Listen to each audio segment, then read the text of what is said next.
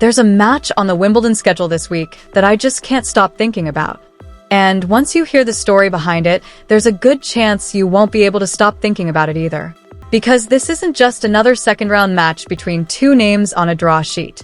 It's the collision of two completely different journeys, two emotional arcs that have been moving in opposite directions, only to meet again on the same grass courts where everything changed.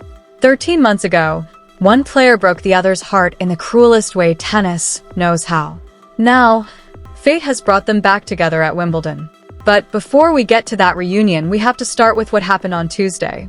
Because what Alex Eala did in her first-round match wasn't simply a comfortable win, it was history. When she walked onto center court as the tournament's number 29 seed, she carried more than a ranking beside her name. She became the first Filipino player in history to be seeded in the singles draw of a Grand Slam. That might sound like a small milestone at first, but think about what it really means. Every Filipino player who came before her, through decades of professional tennis, never reached that position.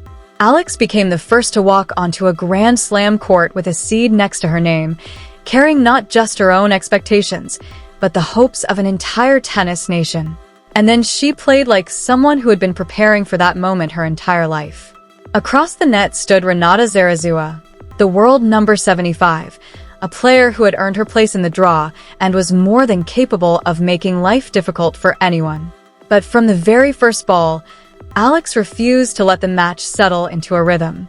She took control immediately. The final score read 6-1, 6-2, but that barely captures how one-sided the performance really was.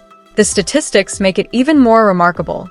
On grass, the fastest and most unforgiving surface in tennis, Alex landed an astonishing 83% of her first serves, an elite number under any circumstances, let alone in the pressure of a Grand Slam opener.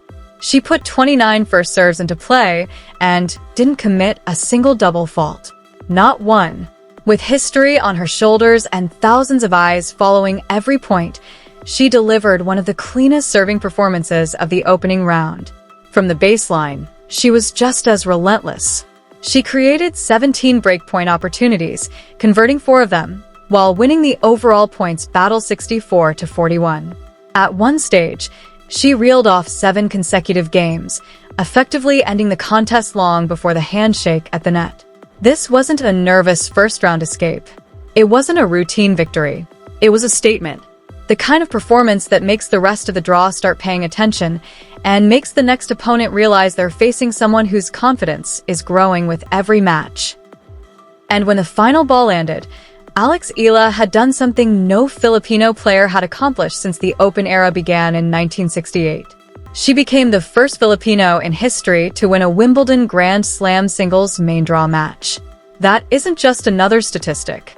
It's the kind of achievement that gets etched into the history books forever. But in a Grand Slam, history doesn't wait for celebrations. Just 2 days later, Alex had to step back onto the court and defend everything she had just earned. And that's where this story takes its first dramatic turn. Because while Alex was making history on one court, another storyline was unfolding just a few courts away, one that almost nobody saw coming. Serena Williams. 23 Grand Slam singles titles, 7 Wimbledon championships. A player whose legacy is so deeply woven into the fabric of this tournament that it's almost impossible to imagine Wimbledon without her. Her return to the All-England club was one of the biggest stories of the opening round. Fans packed the stands. Cameras followed her every move. The entire tennis world stopped to watch. Standing across the net was Maya Joint, the young Australian ranked number 87 in the world. Almost every prediction favored Serena, because even after time away from the sport, champions like her carry an aura that can overwhelm opponents before the first point is even played. Apparently, Maya Joint didn't get that memo. She stepped onto the court with absolutely nothing to lose, and played exactly like it. Her serve became her greatest weapon.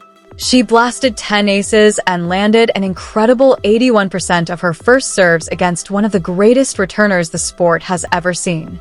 Serena Williams built an entire career on reading serves, breaking them down and turning opponents' strengths into weaknesses.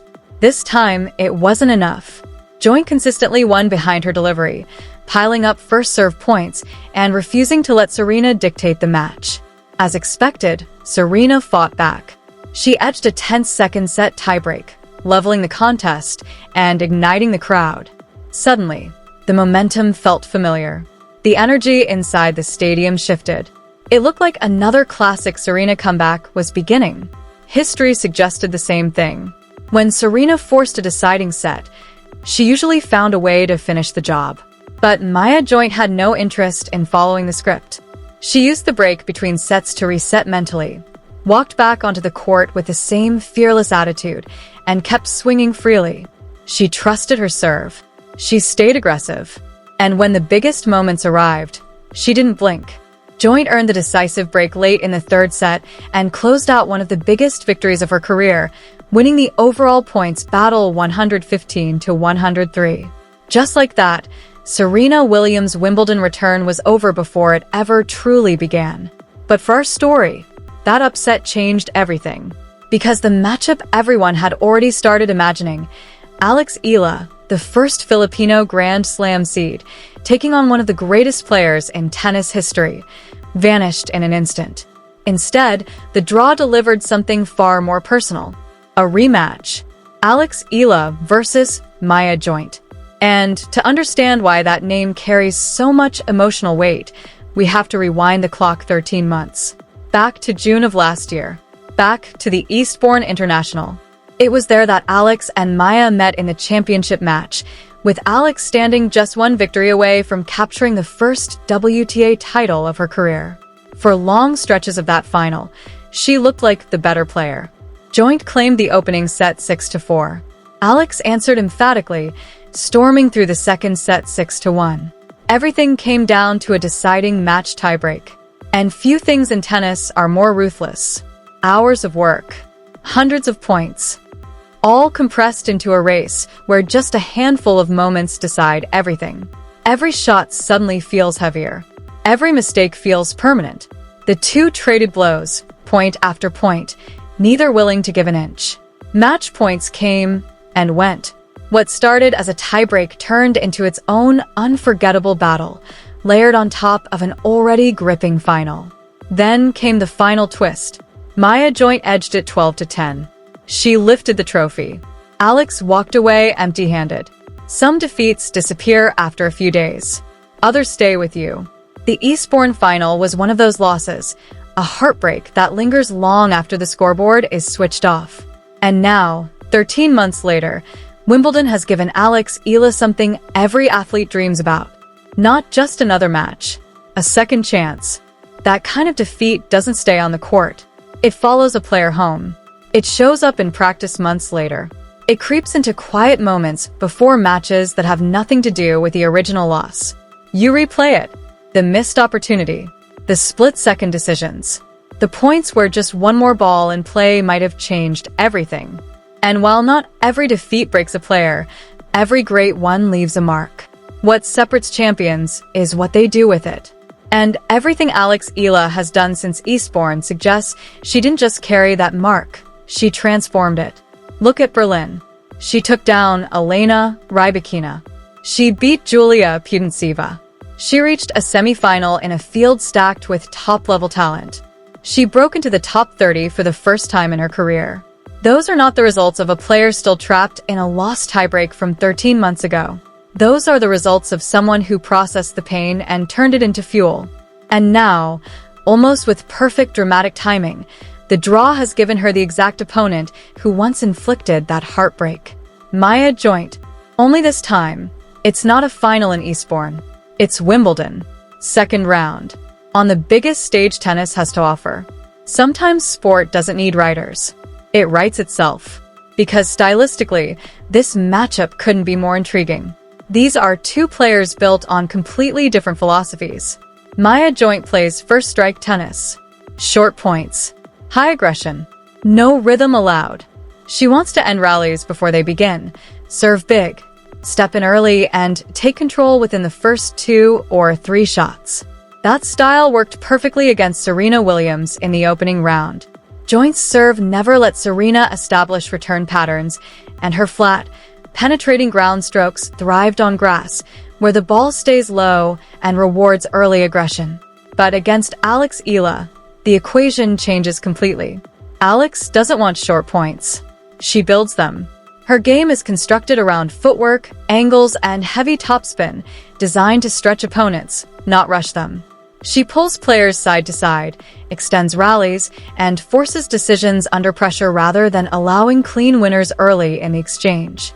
She is a constructor, a problem solver, a player who dismantles rhythm piece by piece. And physically, she can sustain it. That endurance becomes critical in matches that stretch deep into a third set, where precision matters less than survival and repetition. If Alex can drag this match into longer rallies, 10, 12, 15 shots, Joint's efficiency starts to drop. The same aggressive patterns that look devastating early begin to carry risk. Meanwhile, Alex's consistency tends to hold steady, or even improve as matches get longer. The real battleground, then, is going to be the return game. Against Zarazua, Alex was surgical, creating 17 breakpoint chances in a dominant first-round performance. But Joint serve presents a completely different challenge: more pace, sharper placement, and a lower skid off the grass. Breaking her rhythm won't be easy. And that's why Alex's own serving performance becomes just as important. If she can maintain anything close to her 83% first serve rate from round 1, Joint will need near perfection to consistently apply pressure. The numbers going into this match are already telling their own story. Simulation models give Alex roughly a 72% chance of winning. The betting markets reflect the same expectation. She enters as the clear favorite. But there's a detail buried inside those same projections that matters more than the headline number. In a significant share of simulations, Maya Joint takes the first set, which means there's a very real scenario where this match mirrors Eastbourne in shape, if not setting. Joint starts fast, plays freely, and forces Alex into a comeback battle. And that's where everything becomes mental. Because coming from behind against the same opponent who once beat you in a championship tiebreak, on the biggest stage of your career, requires a level of composure that can't be manufactured in real time. It has to already be built. And this is exactly why Alex's recent run matters beyond results. She's already been tested under pressure in Berlin against top-tier opponents, and passed those tests. She's proven she can stay calm in tight moments instead of tightening up. She's no longer learning how to handle big stages. She's already doing it. And then there's what comes next. Because the draw doesn't pause for anticipation. If Alex wins, she moves into the third round, where either Karolina Machova or Iga Swiatek awaits. And the Swiatek storyline carries its own weight. Back in 2025 at the Miami Open, Alex pulled off one of the defining wins of her career against Swiatek in the quarterfinals, a result that, at the time, signaled her arrival among the sport's elite. But first, she has to survive Thursday, and nothing else matters until she does.